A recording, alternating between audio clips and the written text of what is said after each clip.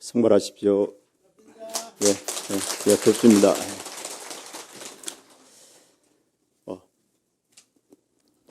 고봉 스님의 선사상을 가지고 부패를 보고 있습니다. 저번 시간에는 고봉 스님의 생애를 통하여서 중국의 불성론을 한번 대충 이렇게 훑어봤습니다. 간단하게 지난주에 말씀드렸던 불성론을 한번 개괄하여 드리면은,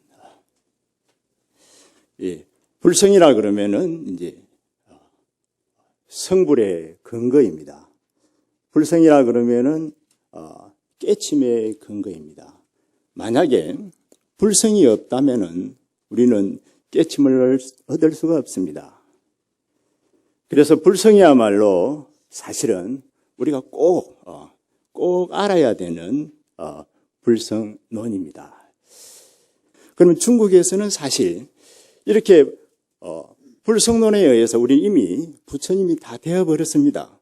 되어버렸으니까 지금 하는 수행이 필요가 없다는 말도 될 수가 있습니다.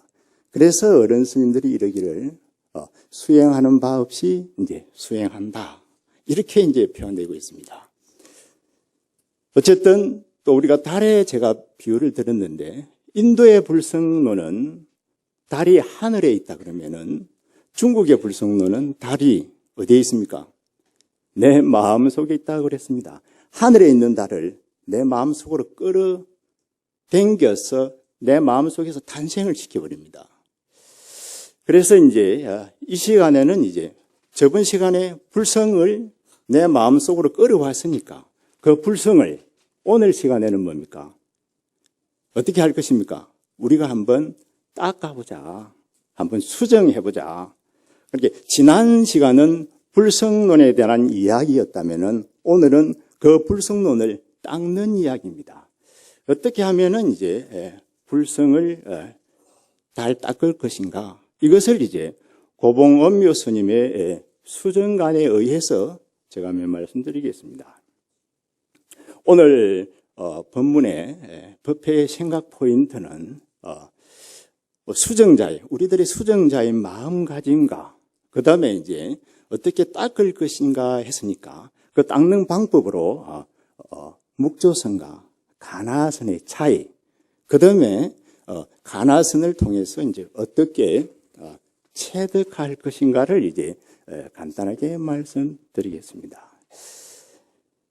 우리 고봉 스님께서 이제 어록에 많은 말씀들을 이렇게 우리 제자분들을 위해서 해 놓으셨습니다. 그 중에서 이제 수정에 관한 이야기들은 수정의 마음의 준비부터서 우리에게 일깨우고 있습니다. 수정자의 마음가짐을 한번 들어가 보면은 이제 고봉 스님께서는 이렇게 이야기합니다. 수행하려고 하고 수정자가 되려고 하면은 일단 세간 정념이라 세간의 모든 생각을 다 끊으라고 했습니다. 다 끊을 수 있겠습니까? 사실은 바깥에 계시는 분들도 모두 다 세간의 정념을 다 끊을 수 있다고 이야기합니다. 왜냐하면 인생을 살다 보면은 어느 정도 경지에 오르면은 세간의 정념 정도는 이제 자기가 스스로 다 끊을 수가 있는 것입니다. 그렇지 않더라도 문득 세간의 정념을 끊는 기회는 많이 온다고 합니다. 예를 든다면은 만약에 우리가 병이 들었다. 병이 들으면 어떻습니까? 병이 들으면은 일반적으로 우리들은 거의 실망을 합니다. 어쩌노? 그죠? 거기다가 큰 병이라도 들면은 감당하기 어렵습니다. 이제 인생을 살아야 될 의미가 없을 정도입니다. 그런데 고봉 원묘 스님께서는 이때가 뭔 때입니까? 이때가 수행하기 좋은 때다. 정말 병들고 어떻게 나갈 길이 없을 적에 그때 한번 세정을 한번 쫙 끊고 공부를 한번 해봐라. 이게 고봉 원묘 스님의 그 수행칸에 이게 놓습니다. 그래서 우리가 살아가면서 어렵고 힘들 때는 이제 좌절하고 말 때가 오는데 이 이때 뭡니까? 세연을 끊고 그야말로 정진할 때라는 겁니다. 참 묘하죠. 그래 원묘 스님 제자 중에 이제 약갱이라는 스님이 있었습니다. 이 스님은 원묘 스님이 존경스러워서 곁에 와서 이제 수행을 합니다. 수행을 하러 올 적에 아예 뭡니까? 우리가 말하면은 도민증, 주민등록증까지 뭡니까? 불살라 버립니다. 나는 이제 이 세상 사람이 아니다. 나는 한번 돈만 한번 여실히 깨치다가 한번 죽겠다는 각오로 스님 옆에 와가지고 돌을 닦습니다. 돌을 닦다가 어찌 되어버립니까? 그렇게 용맹정진의 마음을 먹었는데 불현듯 이제 병이 나와버립니다. 병이 나와버리니까 어쩔랍니까? 닦는 걸 중단해야 됩니까? 이때 원묘 스님이 이야기합니다. 참 이때가 좋은 때다. 이제 모든 세연을 끊어라. 내가 이제 너를 시봉해 줄구만. 그래서 고봉 원묘 스님이 자칭 자기가 시자가 되어서 제자를 시봉합니다. 시봉해가지고 나중에 그 제자가 수성한 경지에 이르러서 호련히 이제 목욕탕에 목욕을 하려고 준비해놨던 목욕탕 물을 들여다보고 자기 그림자를 보고 돌을 깨칩니다. 그래서 우리가 어려움을 당할 적에 이때는 우리 스스로 고봉 스님이 말씀하신 것처럼 이때가 정말 나를 한번 돌아볼 때다. 공부할 때다. 이렇게 우리가 한번 생각을 가지는 것도 고봉 스님의 어록을 보면서 우리가 마음속에 한번 짚고 넘어가야 할 부분입니다. 그리고 또 고봉 스님은 특히 수행을 많이 강조합니다. 왜? 그 당시에는 이제 수행을 많이 강조하는 데는 이유가 있습니다. 보통 이제 고봉 스님 이전에는 우리가 그렇게 수행을 치열하게 하지 않더라도 도를 깨침을 얻을 수가 있었습니다. 그리고 또 시대적 상황이 고봉 스님 때 오면은 뭡니까? 수행을 하지 않고서는 스님들이 존경받기가 어려워집니다. 왜냐하면은 원나라를 세운 사람은 이제 징기스칸입니다. 징기스칸의 손잡벌 되는 그 물필열이라는 사람이 이제 원나라를 세웁니다. 원나라를 세우는데 원나라를 세우면서 불교를 믿기는 믿는데 티베트 라마 불교를 믿습니다. 라마 불교를 신종합니다. 이게 선종을 믿는 게 아니고 그러다 보니까 스님네들이 막 라마 불교는 신통이 있는가 봐요. 이렇게 신통 같은 걸 믿는다는 겁니다. 그리고 또 교종이라든지 이제 율종을 딱 보니까 스님네들이 상당히 뭡니까? 이제 예법하다는 겁니다. 상당히 이제 예법한데 선종들의 수행만 하는 스님들 보면 좀 어떻습니까? 좀 이렇게 중국 스님들 보면은 어떻습니까? 좀 째째째합니다. 아닌 말로 우리나라 스님들은 안 그렇습니다. 안 그런데 중국 선방 스님들은 며칠을 안 씻습니다. 안 씻어도 상관이 없습니다. 왜냐하면 도 닦는 데만 집중하거든요. 어떨 적에 머리가 무게가 허옇습니다. 머리가 이렇게 길어서 새까맣고 왜냐하면 도만 닦는 데만 집중합니다. 그러다 보니까 원나라를 세운 우리가 홀필열이 딱 보니까 선종의 스님들이 좀 이렇게 안 같지 않습니까? 왜냐하면은 수행자가 돼가지고 시주 물건을 이렇게 받아가지고 수행을 하는데 맨날 씩도 안 하는 것 같거든. 그래서 어느 날 무차대에는 대회를 엽니다. 왜냐하면 선종 스님들을 혼내려고. 그래서 싹 모아가지고 천태종 스님도 부르고 저 율종 스님도 불러가지고 싹 모아가지고 유식 스님까지 다 공부하는 스님까지 불러가지고 무차대를 다 해가지고 이제 스님 선종 스님을 혼을 냅니다. 그건 의도적이죠. 예를 들어서 이와 같이 혼을 냅니다. 상당히 황당하죠. 그래 선종 스님 보고는 그래 그때 모셔진 스님이 이제 이름이 이제 제가 검색을 해보니까 이름이 이제 그야말로 갱묵이라는 스님입니다. 스님인데 이 스님을 딱 모셔다 놓고 다른 스님들하고 이제 불교를 가지고 이렇게 서로 이렇게 우리가 시합을 시킵니다. 누가 정말 불교의 요지를 알고 있는가. 그래서 선종 스님한테는 묻기를 이렇게 묻습니다. 바로 선종 스님들은 최상승을 공부하니까 선종을 최상승이라 그러죠. 공부하니까 어떻게 물속에 들어가도 안 죽겠네? 익사하지 않겠네? 이렇게 이야기합니다. 익사 안 합니까? 안 하겠네 이렇게 합니다. 할 말이 없잖아요. 거기다가 또 뭐라고 물어봅니까? 불 속에 들어가도 안 타겠네? 참 황당하죠. 거기다가 중국에는 기름을 많이 쓰잖아요. 기름에다가 이렇게 이렇게 삶아도 안 삼키겠네? 아무 할 말이 없지 않습니까? 그렇죠? 그래서 답을 못 합니다. 답을 못 하고 그 자리에서 일어나야 됩니다. 일어나가지고 이제 물러납니다. 그래서 어떻게 보면은 이제 선종 자체를 이렇게 좀 누르기 위해서 하는 하나의 그 의도적인 그 행사였습니다. 그래도 저는 이제 조계종 선종 성녀로서 기분이 별로 안 좋더라고. 그래가지고 사실은 그 스님에 대해서 그 운봉묘거라는 스님에 대해서 검색을 한번 해봤어. 인터넷에 들어가면 다 나오잖아요. 그래도 참 다행인 게 이 스님이 유명한 스님이 아니라 이름도 없어. 그래서 별 볼 일 없는 스님을 이렇게 모셔다가 이렇게 했구나. 그래서 안심이 되더라고. 어쨌든 스님들을 이렇게 시대적으로 보면은 우리 스님네들이 수행만 잘하고 사는 것 같아도 순환을 많이 당합니다. 예를 들어서 불교가 가장 융성했던 위진남북조 시대, 그 다음에 그 수나라 시대, 이때에는 스님들이 식사 대접을 받습니다. 하늘 같은 대접을 받습니다. 그런데 이제 당나라 때 들어오면 어찌 되는지 압니까? 유교하고 도교하고 도사들하고 스님들하고 싸움을 붙입니다. 도싸움을 붙입니다. 붙여가지고 의도적으로 우리 불교가 싹 몰락을 합니다. 그래 도사들하고 스님들하고 싸우면 뭐가 남을 것 같아요? 뭡니까? 먼지도 안 남는데요. 그만큼 치열하게 싸우는 겁니다. 이게 이제 역사 속에서 드러나는 겁니다. 어쨌든 우리 고봉 스님은 그와 같은 역사 속에서 수행을 최고로 내세우지 않을 수가 없는 겁니다. 그래서 수행을 그렇게 중점으로 갖고 있는 겁니다. 그리고 이제 수정의 전제로 금방 조금 전에 제가 세연을 끊어야 된다. 그 다음에 이제 두 번째는 공양을 저버리지 마라. 그러니까 불고프 공양이라 그래가지고 시조은혜를 갚아라는 겁니다. 이것이 이제 고봉음묘 스님의 또 간절한 이야기입니다. 우리가 먹는 밥 한 톨 다 시조은혜니까 최선을 다해서 은혜 갖기 위해서 공부를 하고 정진을 해라고 이야기합니다. 심지어는 지공이라는 거사가 우리가 말하는 그 이제 집신이겠죠. 그 당시에는. 집신을 이렇게 선물을 했는데 공양을 올린 거죠. 올리니까 뭐라 그럽니까? 스님들 보고 받는 스님도 지옥 가고 공양한 사람도 지옥 간다. 지옥 안 가려면 어떻게 해야 되겠느냐. 이렇게 나갑니다.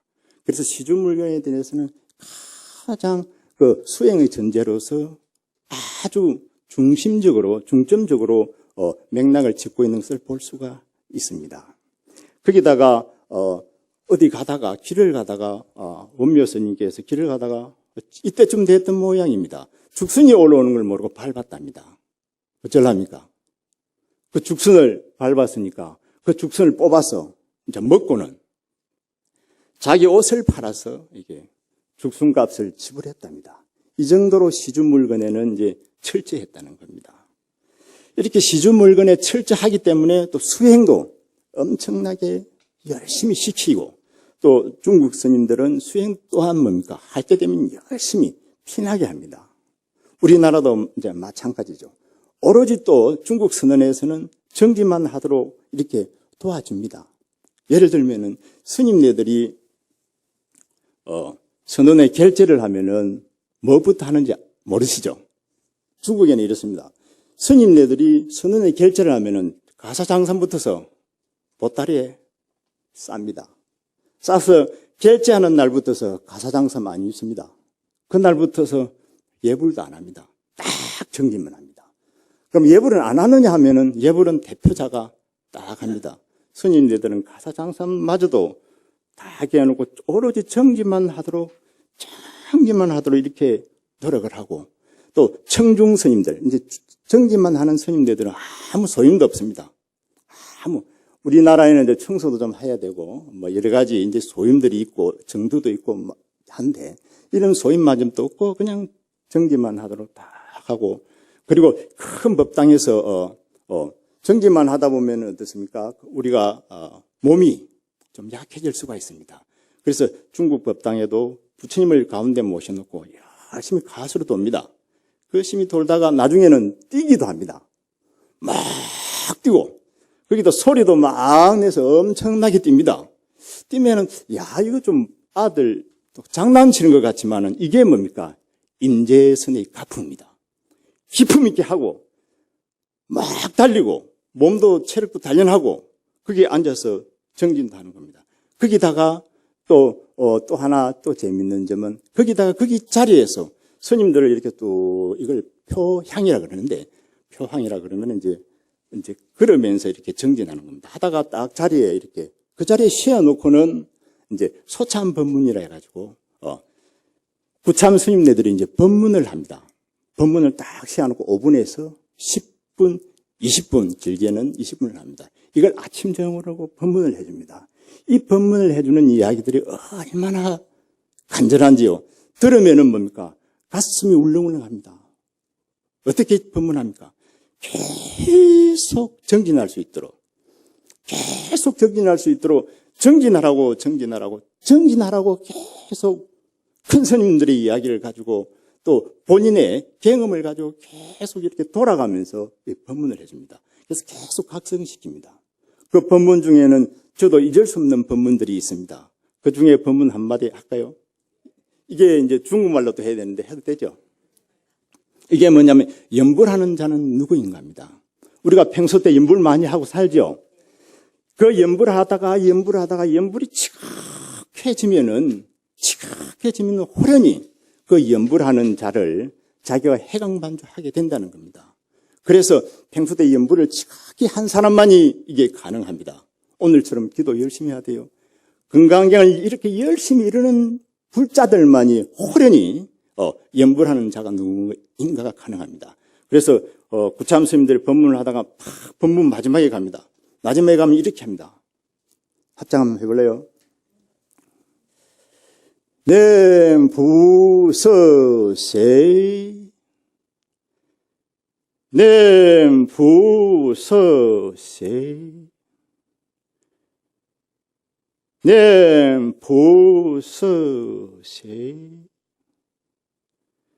참 이렇게 법문을 합니다.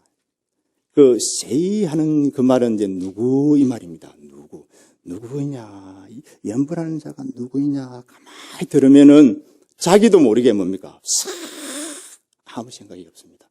싹 빨려들게 만듭니다.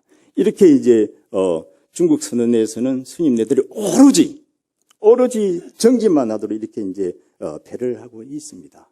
그리고 또 중국 선언에서 또 하나 또 수행의 전제로 우리가 내세우는 게 고봉 스님의 그 가풍입니다. 고봉 스님의 가풍들을 살펴보면 웬만하면은 머리를 깎았으면은 수행을 하려고 그러면은 각오를 하라 그럽니다. 각오가 뭡니까? 결정심입니다. 결정심, 각오. 이것은 우리가 말하면은 이제 배관. 스님들한테는 배관이라고 하면은 문을 닫고 정지만 하라는 겁니다. 문 닫고 정지만 하는 거. 그리고 고봉 스님도 15년 동안을 폐관을 합니다. 그야말로 그 사자바위 밑에서 그 속에서 15년 동안을 제자도 두지 않고 폐관을 하고 있습니다.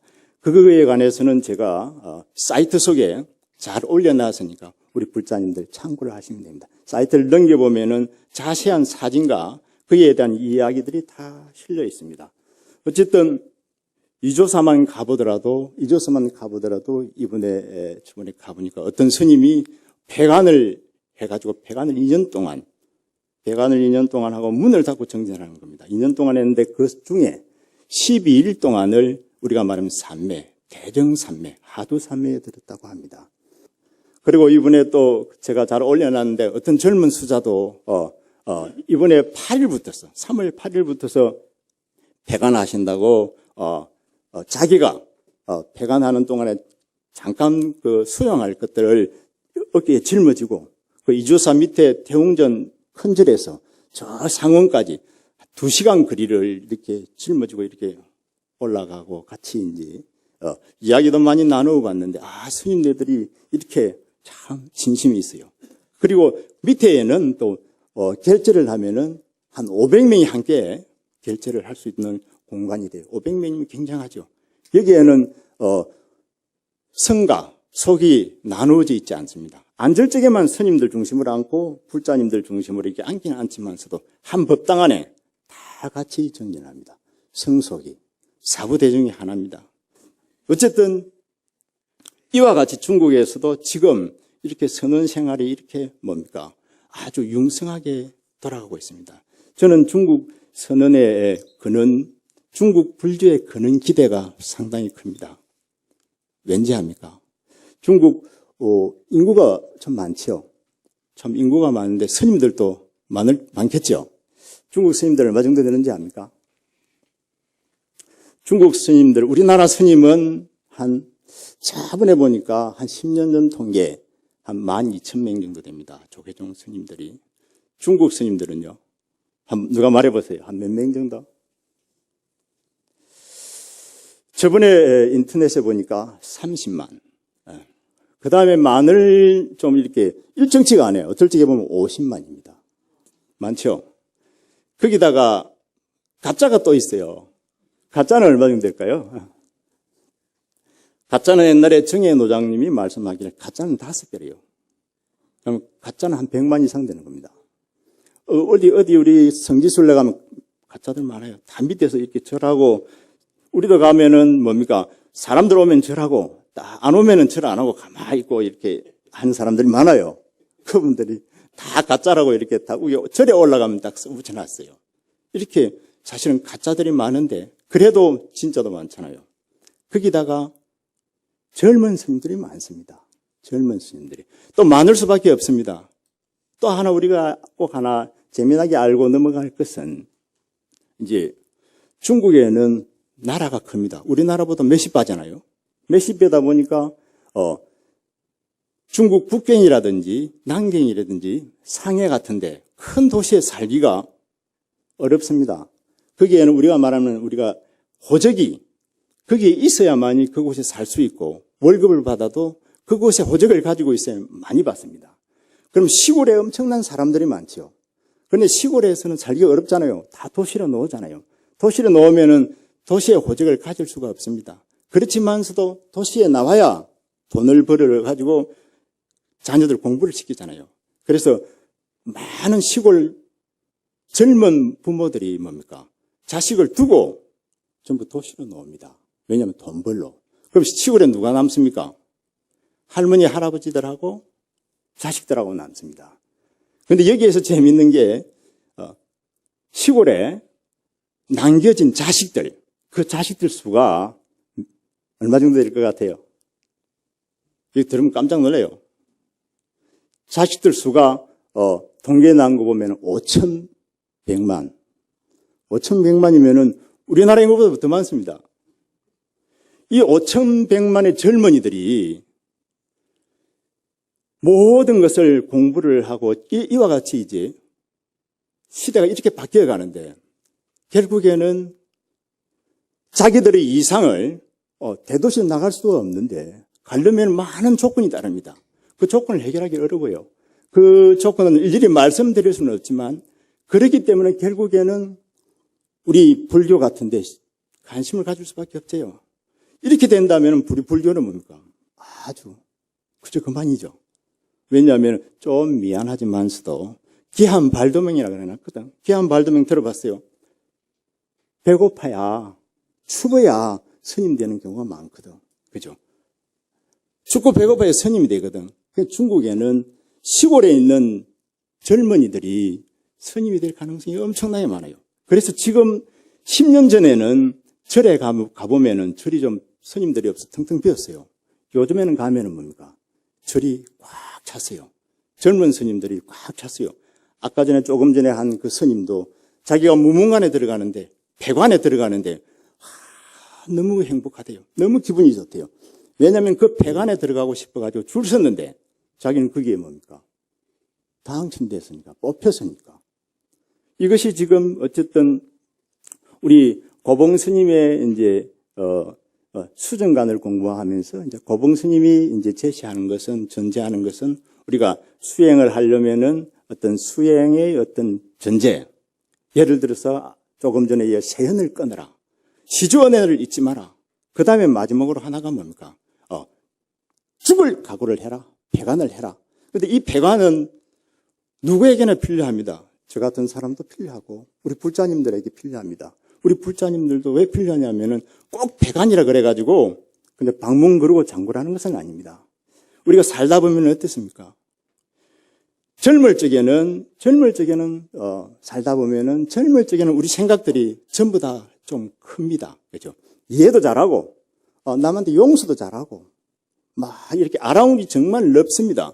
그렇지만서도 육체가 이렇게 건강할 적에는 그런데 우리가 흔히 육체가 늙으면 마음이 늙는다 그럽니까? 안 늙는다 그럽니까? 많이 들어봤죠? 마음이 안 늙는다 그러죠? 사실은 뭡니까? 마음이 늙습니다. 마음이 어떻게 늙는지 압니까? 여기에 정년퇴임하고 온 남편을 두고 계신 분들 계시면 알죠? 옛날에는 젊을 적에는 잔소리 하나도 안 하더니만은 이제 집에 있으니까 실실 뭡니까? 잔소리를 합니다. 간섭을 합니다. 거기다가 이것저것 자식 타령까지 다 합니다. 이게 뭡니까? 마음이 늙어가기 때문에 그래요. 마음이 안 늙을 적에는 이해가 되고 용서가 됐는데 이제는 자식 하나하나의 잘못이 눈에 다 들어옵니다. 이것들이 그죠? 내가 어떻게 너희들을 키웠는데 사실은 자식들은 뭐라 그럽니까? 아버지 나를 왜 낳았소? 이러고 있는데 그런 걸 헤아리지 못하고 나이가 늙으면 마음이 늙는 걸 모릅니다. 이 마음 늙는 걸 어떻게 해야 됩니까? 우리 불자들은 이 마음 늙는 걸 잡아야 됩니다. 어떻게 잡습니까? 절에 와서 잡아야죠. 그래서 그런 분이 계시면은 자꾸 절로 가라 그래야 됩니다. 절에 해인사 같은 데 가서 사찰 체험 1일 하고 오세요. 템플 스테이 한번 갔다 오세요. 그죠? 이렇게 되면은 마음이 달라집니다. 안 늙습니다. 그때는 마음이 커집니다.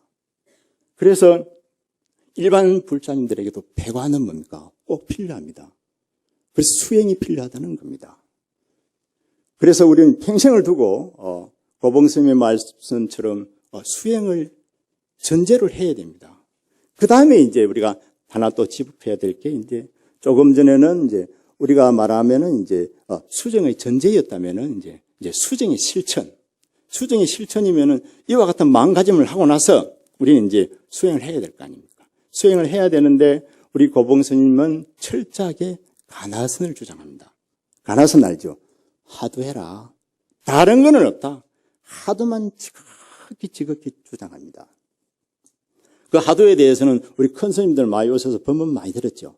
기본이 되는 게 우리가 삼요라 그래가지고 대신심, 그죠? 대분지, 그지? 대의정.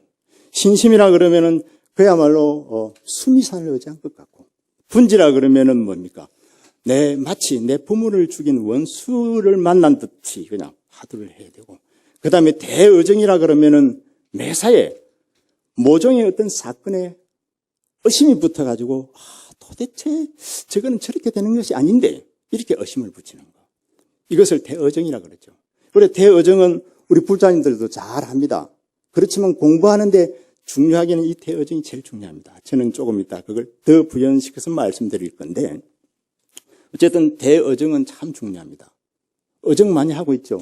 서로 이거는 의정은 저는 잘 모르겠습니다만 그 책에 보니까 부부간에 의심하는 것처럼 의심하면 돈은 이거는 뭡니까? 일주일이면 되는 겁니다. 부부간에 의심하는 거. 혹시 의심이 일어날 적에 정말로 미칠 정도로, 그죠? 정말로 미칠 정도로. 그게 안 풀리면은 우울증이 걸릴 정도로만 된다 하면은 이거는 최고의 대의정입니다. 의정은 이와 같이 대의정으로서만 이루어진다면 우리는 뭡니까? 하도에 대해서는 정통으로 간다는 겁니다. 어쨌든 우리 불교에 있어서 이제 고봉 스님의 이제 수정안을 보면서 하두선이 이제 최고로 가는데 그렇지만서도 우리 절집에는 뭡니까? 하두선만 있는 건 아니죠. 그래서 제일 처음에 제가 하나 수행의 실천 면에서 이제 묵조선하고 가나선을 조금 말씀드린다 그랬습니다. 말씀드리면은 간단합니다. 우리가 묵조선을 어떻게 이해를 하고 있습니까? 저는 이렇게 이야기합니다. 묵조선은 가만히 그냥 개합하는 겁니다. 개합하는 거. 가만히 개합하는 거. 가만히 개합하는 거. 심심통조에는 성무기종이라 그래가지고 마음이 이렇게 딱 통하는 데는 마음이 통하는 데는 마음을 통하려면은 침묵하고 가만히 앉아 있으면은 이 최고가 된다.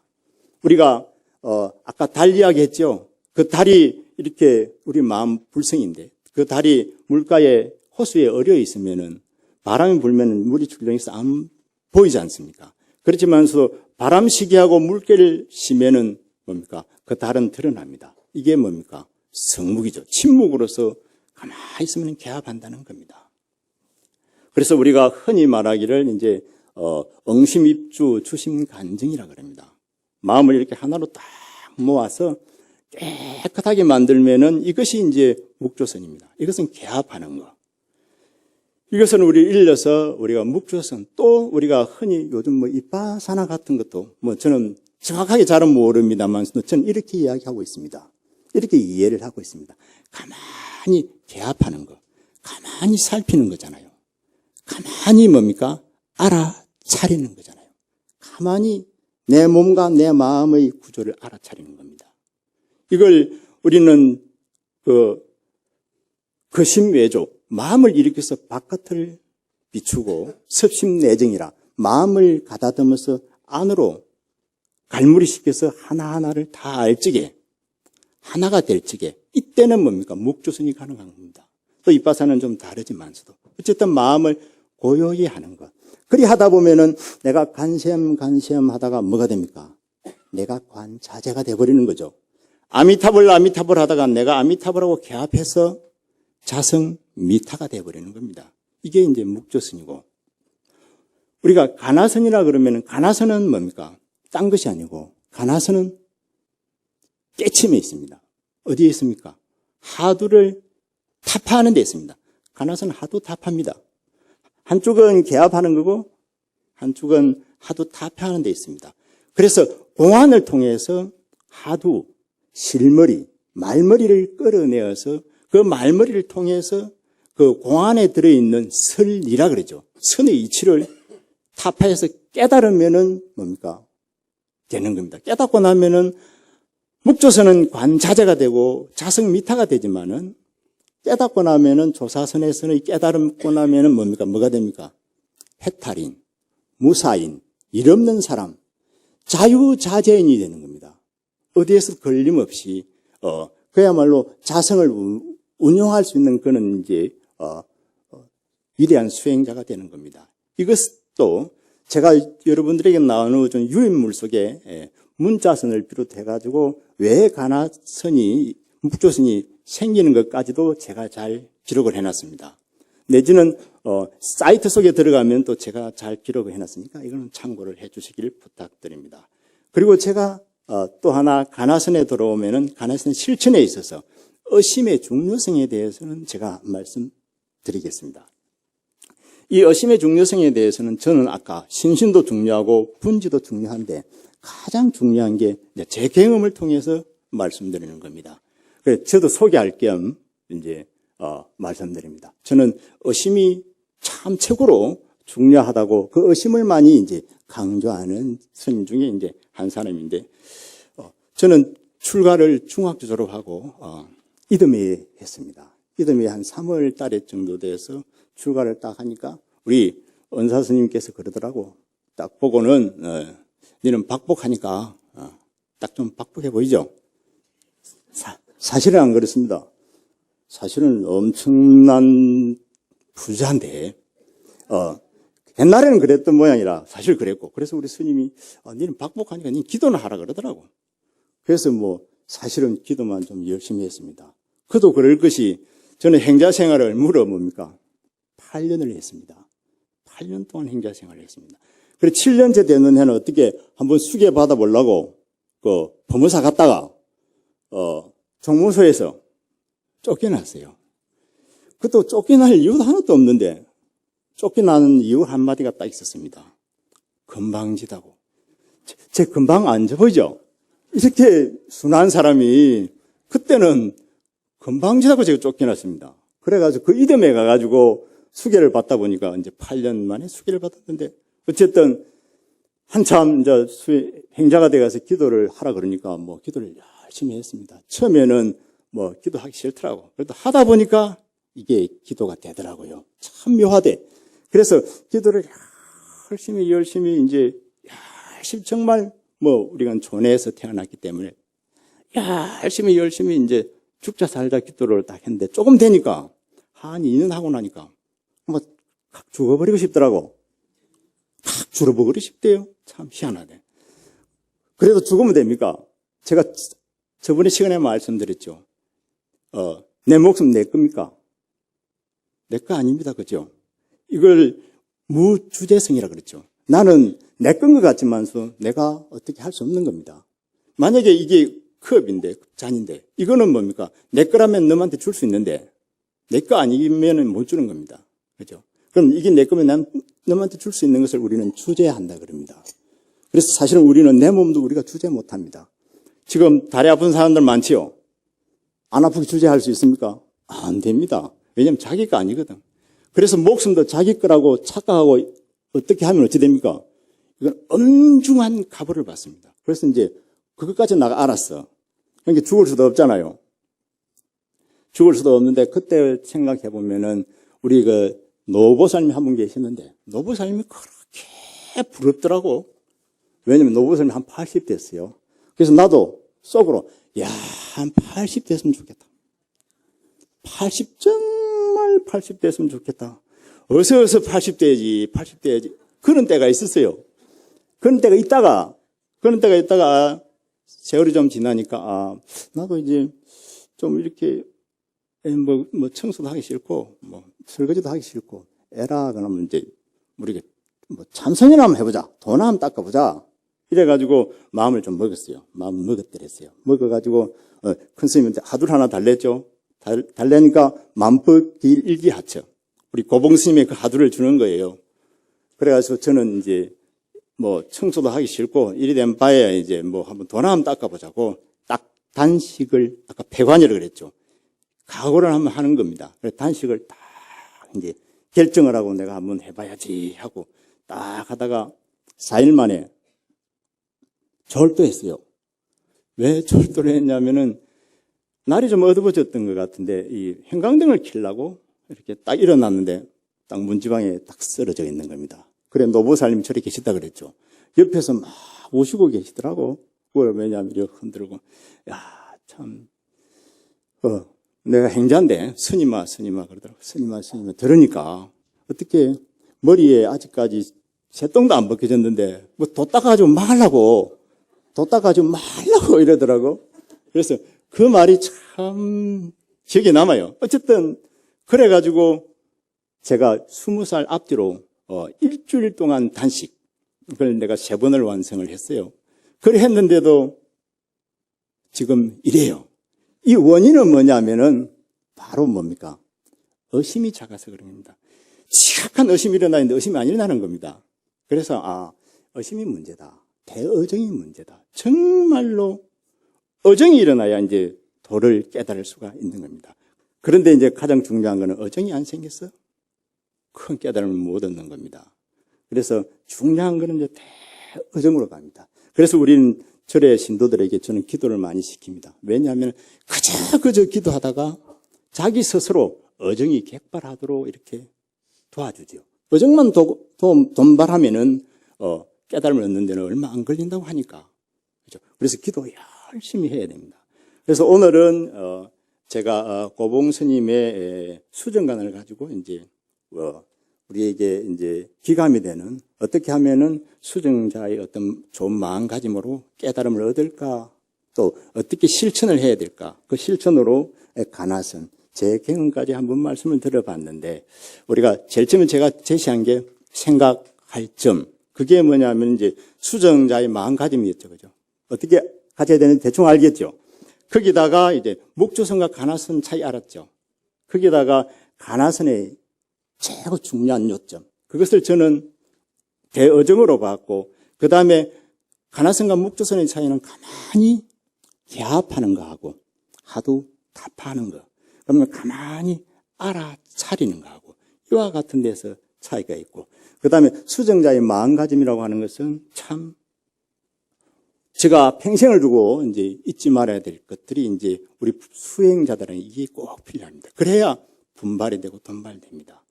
정말 불은혜 감사할 줄 알고 시주원은혜 감사해야, 그리해야 마음속에서 수행을 하겠다는 각오가 일어납니다. 그렇게 각오가 일어나야 나중에 폐관을 하게 됩니다. 폐관. 아, 내가 용맹정진으로 이제 한번 들어가는 겁니다. 용맹정진. 그래서 우리 스님네들이 참 우리 불자님들께서 많이 이렇게 받들어주고 수행을 잘할 수 있도록 배려해줘야 되고, 또 우리 불자님들도 역시 뭡니까? 최고의 뭡니까? 저는 수행자라고 생각합니다. 그리고 우리들은 많은 복을 갖추고 있습니다. 제가 한 15년 전에 저는 부산에서 종교 지도자들, 신부님하고 목사님들하고 이렇게 모임을 쭉 가졌어요. 가지면 쭉 뭘 했냐면은 우리가 등산을 했습니다. 그래, 등산을 하면서 항상 저는 그 신부님들 보면은 참 존경스럽더라고. 왜냐하면 참 의의가 참 반듯해요. 여법하고, 거기다가 하나님을 믿는 신심은 엄청납니다. 신심 대단하고, 그 다음에 뭡니까? 왕성한 뭡니까? 신행활동. 그래서 항상 참 신부님 참 이와 같은 점이 참 존경스럽습니다. 그러니까 신부님은 뭘 한지 압니까? 아이, 스님, 내가 좀 그때는 좀 젊었죠. 지금도 젊지만은 그때는 좀 더 젊었어요. 그러니까 만날 스님, 나도 스님한테 부러운 게 하나 있습니다. 그게 뭐가 부럽습니까? 물어보니까 스님은 자유인이잖아요. 그거 다 부럽죠? 그 다음에 또 하나 부러운 게 있는데 이게 중요한 겁니다. 스님은 수행하잖아요. 수행하는 게 그리 부럽대요. 좋은 절, 좋은 산을 다니면서 곳곳에 뭡니까? 수행하러 다니는 게 그렇게 부럽대요. 불자님들 몰랐죠? 저도 그때 알았어요. 아, 내가 대한민국의 절을 다 가지고 있구나. 가는 곳마다 스님들은 자기 절이잖아요. 가는 곳마다 수행할 수 있잖아요. 이 수행할 수 있는 여건을 나는 완전히 다 가지고 있는 정말 이제 복받는 사람인 겁니다. 그래서 우리가 여기에서 우리 불자님들도 아까 제가 말씀드렸습니다. 나가 들면은, 나가 안 들어도 마찬가지입니다. 병도 들고, 그죠? 몸도 아프고, 마음이 아프고, 이럴 적에는 뭡니까? 꼭 폐관을 해라. 수행을 해라. 산속으로 들어가든지 해인사로 가든지 지금 너무 잘 돼 있습니다. 한국의 템플스테이 정말 너무 잘 돼 있습니다. 설에, 큰 절에 한 가보면은요, 스님들이 지극히, 안내도 잘해주고요. 정말로, 우리가 말하면은, 그야말로 수련대회 같은 데 참석해보면은 너무 행복합니다. 이와 같은 시간을 우리가 가질 수 있다는 거, 우리가 가지고 있다는 거. 그래서 우리는 정말 불교를 믿는 우리는 그 어떤 다른 분들이 엄청나게 이렇게 흠모하고 있습니다. 정말 부러워하고 있습니다. 이 흠모하고 부러워하고 있는 부분들을 우리 불자님들이 뭐 해야 됩니까? 잘 수용해서 누려야 됩니다.